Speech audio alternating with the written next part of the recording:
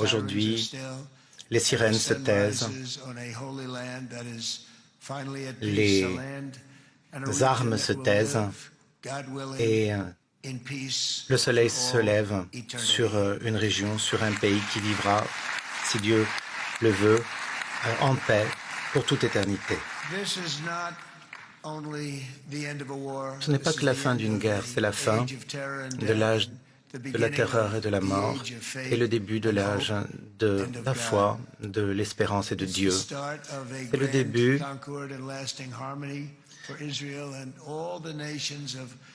pour Israël et pour toutes les nations d'une région qui sera bientôt magnifique, d'une entente. Je crois que c'est l'aube historique d'un nouveau Moyen-Orient. Je tiens à dire merci à un homme qui a montré un grand courage, un grand patriotisme et dont le travail a permis de rendre ce jour possible. Vous savez de qui je parle, il n'y en a qu'un, le Premier ministre Benjamin Netanyahu. Est-ce que vous pouvez vous lever, s'il vous plaît, Monsieur le Premier ministre?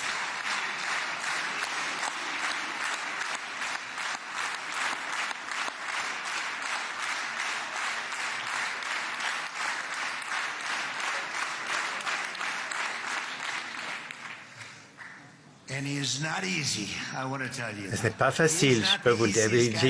Il n'est pas facile. Ce n'est pas forcément la personne la plus facile en négociation, mais c'est ça qui le rend extraordinaire. C'est ce qui le rend extraordinaire.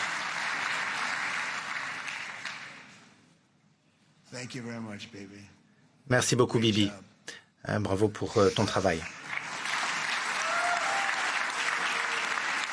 And let me also convey my tremendous appreciation for all of the nations of the Arab and Muslim world. Merci à toutes les nations du monde arabe et musulman qui se sont réunies pour demander à Hamas de libérer les otages. Ils nous ont aidés, ils nous ont beaucoup aidés. Il y a beaucoup de gens que vous ne soupçonnez pas forcément qui nous ont aidés. Je tiens à les en remercier. C'est un triomphe énorme pour Israël et pour le monde d'avoir toutes ces nations qui travaillent ensemble en tant que partenaires de paix. Et c'est assez rare de constater cela, mais c'est ce qui s'est passé dans ce cas. C'est un moment étonnant et extraordinaire de l'histoire.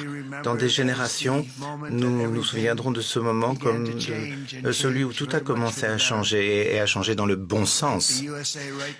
Comme les États-Unis aujourd'hui, ce sera l'âge d'or d'Israël et l'âge d'or du Moyen-Orient. Cela va fonctionner ensemble.